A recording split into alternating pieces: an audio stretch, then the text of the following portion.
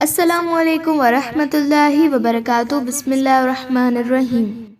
ऐं हर हिक लाइ हिक क़िबलो या रुख़ आहे जंहिं ॾांहुं इबादत वक़्तु मुड़े थो। तंहिं करे तव्हां नेकी करण में हिक ॿिए खां अॻिराई करियो, छाकाणि त हिक ॾींहुं अल्लाह तव्हां सभिनी खे गॾु कंदो।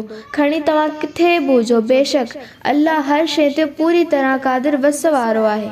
ए पैगंबर सल्लल्लाहु अलैहि वसल्लम, तुंहिंजो गुज़रण या लंघण या निकिरण किथां बि थिए, यानी कहिड़ी बि तरफ़ ऐं कहिड़े बि हंधि या जॻह खां गुज़री ऐं सफ़र में हुजी, त नमाज़ वक़्तु पंहिंजो चेहरो मस्जिदुल हराम काबे ॾांहुं कर। ऐं बेशक उहा तुंहिंजे रब तरफ़ां यकीनन बरहक़ फ़ैसिलो आहे ऐं अल्लाह अव्हां जे अमलनि खां हरगिज़ बेख़बर न आहे। ऐं ये पैगंबर सल्लल्लाहु अलैहि वसल्लम, तूं किथां बि गुज़री त पंहिंजो चेहरो काबे ॾांहुं कर। ऐं ए ईमान वारो, तव्हां बि खणी किथां बि गुज़रो या कहिड़े बि हंधि हुजो त पंहिंजा चेहरा नमाज़ वक़्तु मस्जिदुल हराम कैबतुल्लाह ॾांहुं करियो।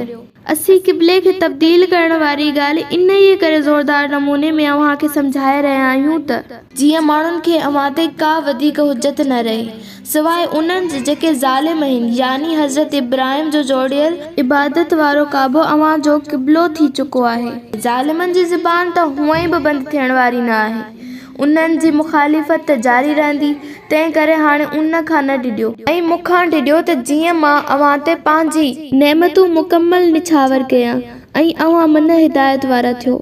जीअं असां तव्हां मंझां ऐं तव्हां ॾे हिकु रसूल खे मोकिलियो आहे, जेको तव्हां खे असांजो आयतूं पढ़ी ॿुधाए थो ऐं तव्हां खे शिरक, कुफ़्र, कीने ऐं नफ़ाक़ खां पाक करे थो ऐं तव्हां खे किताब ऐं सुन्नत यानी हदीस ऐं हिकमत दानाई जी तालीम ॾिए थो ऐं तव्हां खे उहो कुझु सेखारे थो जंहिं खां अव्हां नावाक़िफ़ हुआ।